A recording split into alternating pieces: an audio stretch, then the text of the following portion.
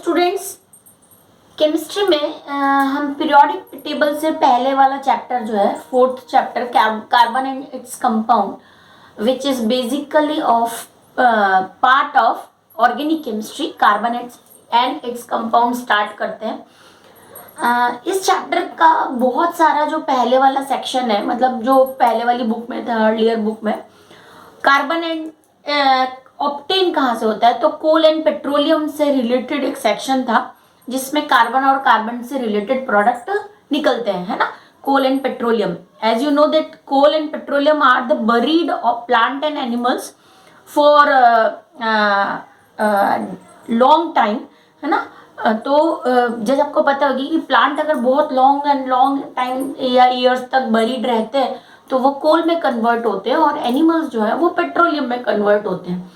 तो कोल and petroleum जो है बेसिकली कार्बन प्रोडक्ट होते हैं। कार्बन मतलब जिसका एटॉमिक नंबर हम 6। अब यहाँ पर ये जो केमिस्ट्री है, ऑर्गेनिक केमिस्ट्री का एक सेक्शन है जो पूरा कार्बन से रिलेटेड है और उससे बनने वाले सारे कंपाउंड से रिलेटेड होते हैं। एक पूरी केमिस्ट्री है ऑर्गेनिक केमिस्ट्री जिसमें कार्बन एंड इट्स कंपाउंड, मतलब कार्बन ही उसमें मेन एलिमेंट होता है जो दूसरे एलिमेंट के साथ बॉन्ड होकर डिफरेंट टाइप ऑफ कंपाउंड बनाता है। ठीक है, तो कार्बन की हम प्रॉपर्टी इस सेक्शन में स्टडी करेंगे। इस सेक्शन में बहुत सारा ऐसे पार्ट है जो ऑर्गेनिक केमिस्ट्री के हैं जिसमें हम डिटेल में इसको करेंगे। और बेसिक चैप्टर है, इजी चैप्टर है, बहुत ज़्यादा इसमें सीखने का बहुत ज़्यादा इसलिए है क्योंकि जैसा बुक में दिया हुआ उससे हम थोड़ा सा डिफरेंट करते हैं। बोर्ड का तो हो ही जाएगा उसमें, लेकिन लर्निंग जो सेक्शन इसमें रिमूव कर दिया है वो भी हम करेंगे। तो सबसे पहले कि जैसे सेक्शन में बुक में दिया हुआ है बॉन्डिंग इन कार्बन, है ना। और उससे पहले जो दिया हुआ है कि कार्बन का ही क्यों, क्योंकि जितने भी नेचर में एलिमेंट्स प्रेजेंट है उसमें कार्बन एज ए एलिमेंट एक इम्पोर्टेंट सेक्शन है। तो उसको अभी हम 1 बाय 1 स्टडी करते हैं। जैसे कार्बोहाइड्रेट है तो उसमें C6H12O6 यानी ग्लूकोज है तो उसमें कार्बन है, प्रोटीन है तो उसमें भी कार्बन है, सभी कार्बनिक कंपाउंड्स है। ये हमने कार्बन साइकिल में 9th में भी देखा था। तो यहाँ पर हम जो सेक्शन स्टडी कर रहे हैं उसमें सबसे पहला जो पॉइंट है वो है कार्बन बॉन्डिंग। वाई कार्बन, है ना। कार्बन में ऐसा क्या है कि वो इतने सारे बायोलॉजिकल प्रोडक्ट बनाता है या नेचर में एक बैकबोन की तरह अवेलेबल है। ठीक है, तो नेचर ऑफ कार्बन हम समझते हैं। सबसे पहले बॉन्डिंग इन कार्बन की बात करते हैं। तो कार्बन का एटॉमिक नंबर कितना होता है? 6। ठीक है, कार्बन का एटॉमिक नंबर 6 होता है और एटॉमिक वेट उसका 12 होता है। 6 के अकॉर्डिंग उसका इलेक्ट्रॉनिक कॉन्फ़िगरेशन 2 and 4 होता है।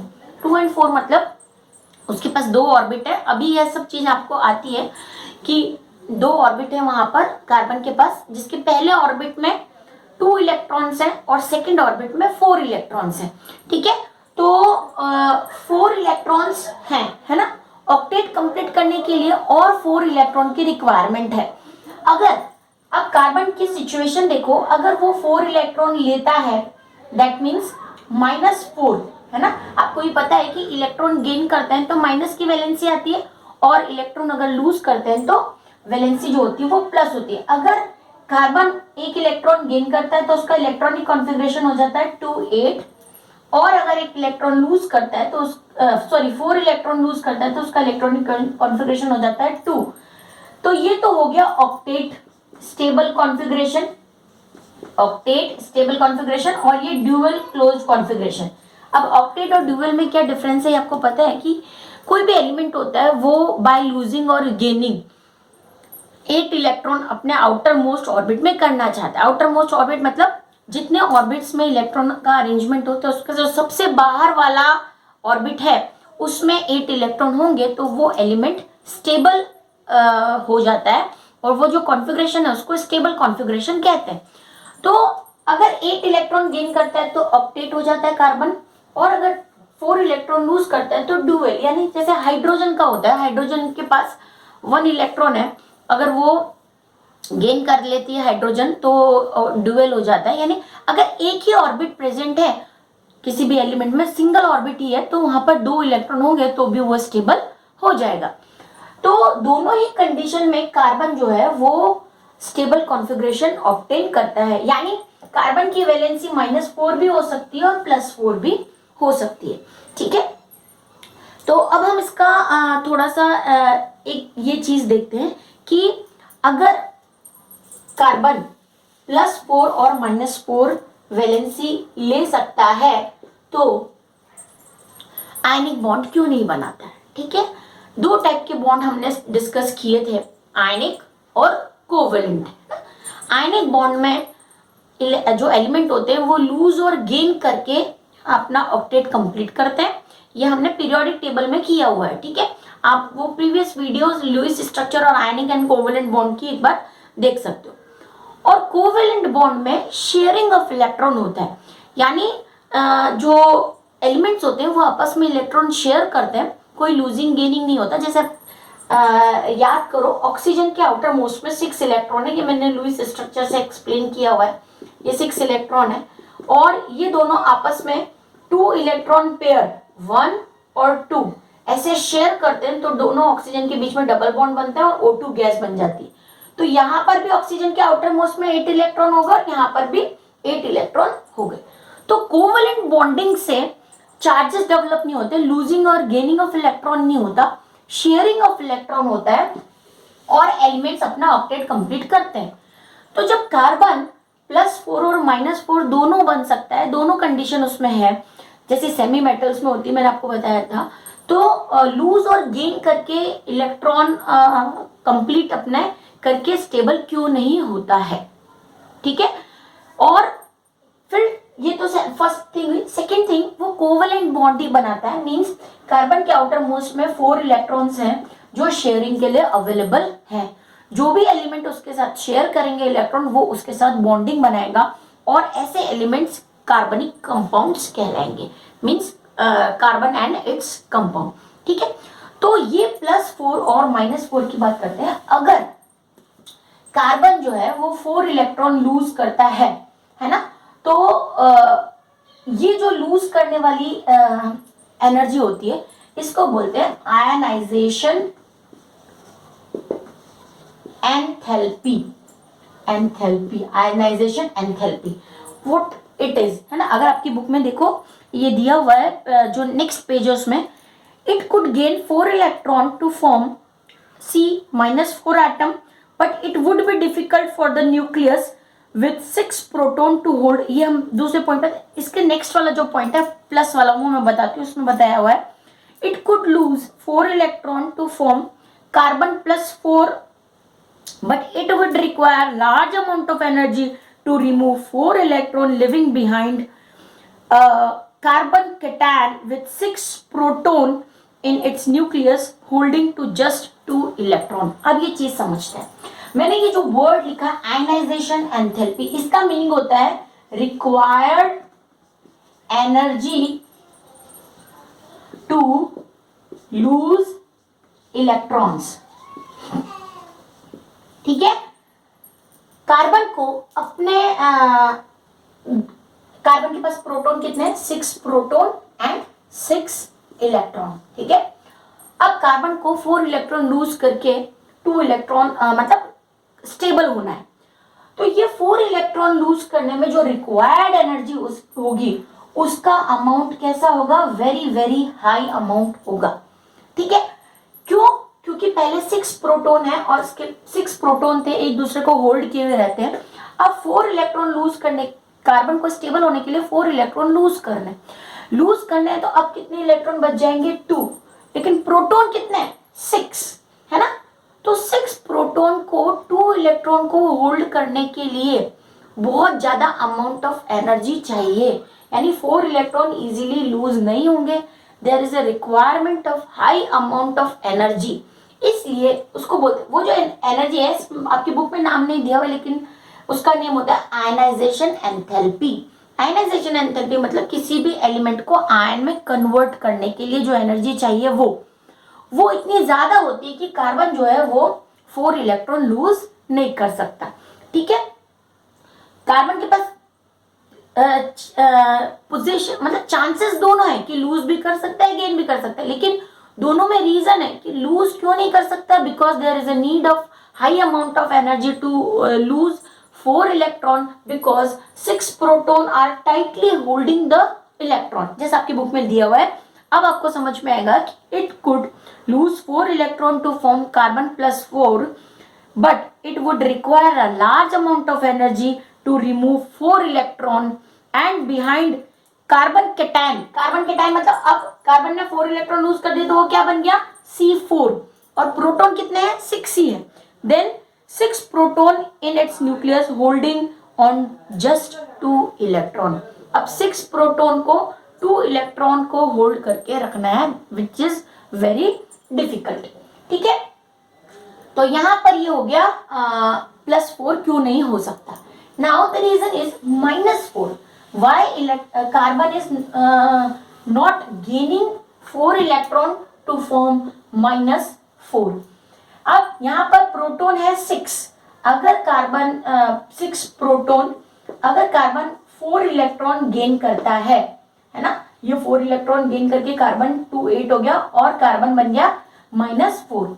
नाउ इस इलेक्ट्रॉन को गेन करने के लिए है ना 6 प्रोटॉन को अब कितने इलेक्ट्रॉन को होल्ड करना पड़ेगा, 8 इलेक्ट्रॉन को, वो भी डिफिकल्ट है ना। 6 प्रोटॉन 8 इलेक्ट्रॉन को भी होल्ड नहीं कर पाएंगे क्योंकि प्रोटॉन कम है और इलेक्ट्रॉन ज्यादा है ना। इस केस में जो एनर्जी होगी इलेक्ट्रॉन गेन एंथैल्पी का मतलब होता है एनर्जी। ये बुक में आपके वर्ड नहीं है, लेकिन अगर आप ये लिखते हो वर्ड तो अच्छा है। यहाँ पर इलेक्ट्रॉन गेन एंथैल्पी का अमाउंट भी बहुत ज्यादा होगा, यानी एक कार्बन को इलेक्ट्रॉन गेन करने के लिए भी बहुत लार्ज अमाउंट ऑफ एनर्जी चाहिए, और दूसरा 6 प्रोटॉन उस 8 इलेक्ट्रॉन को होल्ड नहीं कर पाएंगे, इसलिए कार्बन -4 भी पॉसिबल नहीं हो पाता। देखो अब बुक का point, it could gain 4 electron to form carbon -4 anion, but it would be difficult for the nucleus with 6 proton to hold 10 electrons। अब यहाँ पर जब 8 हो गए तो प्रोटॉन तो 6 ही रहे, लेकिन इलेक्ट्रॉन कितने हो गए टोटल 10। अब इलेक्ट्रॉनिक कॉन्फ़िगरेशन से ये पॉइंट समझ में आएगा कि जब कार्बन देखो मैंने भी अभी आपको बताया कि कार्बन होता 2 4 है ना। अगर ये इलेक्ट्रॉन गेन करता है तो 2 8 हो गया, ठीक है, और इलेक्ट्रॉन लूज करता है तो ओनली 2 रह गया। ओके, इस कंडीशन में इलेक्ट्रॉन कितने हो गए 10, प्रोटॉन कितने हैं 6। इस कंडीशन में इलेक्ट्रॉन कितने हो गए 2 और प्रोटॉन कितने हैं 6। ठीक है, तो यहाँ पर 6 प्रोटॉन के लिए 10 इलेक्ट्रॉन को होल्ड करना भी डिफिकल्ट हो जाता है, जिसको बोलते हैं electron gain enthalpy. So because carbon -4 and +4 conditions are not possible, that's why carbon shares electron and form covalent bond। ठीक है, ये शेयर करेगा, यहाँ पर शेयरिंग में उसके पास 4 इलेक्ट्रॉन्स अवेलेबल है, तो जो भी एलिमेंट शेयर करके खुद का भी ऑक्टेट कंप्लीट करेगा और कार्बन का भी, वो कार्बन के साथ कोवेलेंट बॉन्ड यानी शेयरिंग ऑफ इलेक्ट्रॉन करेंगे। सिंपल एग्जांपल है हाइड्रोजन का। हाइड्रोजन के आउटर मोस्ट में एक इलेक्ट्रॉन होता है। देखो ध्यान से, मैंने ये डॉट की फॉर्म में बनाया है, एक बार आप लुईस स्ट्रक्चर वाला वीडियो फिर से देख लेना। हर हाइड्रोजन के आउटर मोस्ट में 1 इलेक्ट्रॉन होता है और उसको स्टेबिलिटी के लिए 2 इलेक्ट्रॉन की रिक्वायरमेंट होती है ड्यूअल क्लोज्ड कॉन्फ़िगरेशन के अकॉर्डिंग, क्योंकि उसके पास एक ही ऑर्बिट होता है। अब कार्बन जब हाइड्रोजन से ये एक इलेक्ट्रॉन शेयर करेगा लाइक दिस, तो ये बन जाएगा, देखो अब कार्बन के पास हो गए 1 2 3 4 5 6 7 और 8, और हर हाइड्रोजन के पास कार्बन का इलेक्ट्रॉन है, तो हर हाइड्रोजन भी सेटिस्फाई। 4 एटम्स हैं हाइड्रोजन के, 4 एटम्स को 2 इलेक्ट्रॉन मिल गए। ठीक है, तो ये मॉलिक्यूल बन गया सी। कार्बन एक है, हाइड्रोजन कितनी है 4, इसको बोलते हैं मीथेन, और ये कार्बन कंपाउंड हो गया विद कोवेलेंट बॉन्ड। इसको क्या बोलेंगे कोवेलेंट बॉन्ड, जो शेयरिंग ऑफ इलेक्ट्रॉन से बना है ना। देयर इज नो लूजिंग और gaining of electron, simple bond formation with shared pair of electron. एक बॉन्ड में एक पेयर होता है, ठीक है, उस एक पेयर में एक इलेक्ट्रॉन तो कार्बन का है और एक इलेक्ट्रॉन हाइड्रोजन का है। ठीक है, तो यहाँ पर हमने ये चीज देख ली कि बॉन्डिंग इन कार्बन, जो फर्स्ट टॉपिक है, the covalent bond, how covalent bond form in carbon. ये तो एक सिंपल एग्जांपल है मीथेन का कार्बन के साथ कि क्यों कार्बन एक कोवेलेंट बॉन्ड फॉर्म करेगा।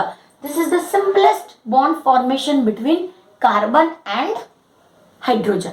ठीक है, कार्बन और हाइड्रोजन के बीच में एक सिंपलेस्ट बॉन्ड फॉर्म होता है जिसको कोवेलेंट बॉन्ड कहते हैं। अब इसमें भी बहुत सारी वेराइटीज है। यहाँ पर कार्बन ने अपने 4 इलेक्ट्रॉन 4 हाइड्रोजन के साथ शेयर किए हैं, है ना।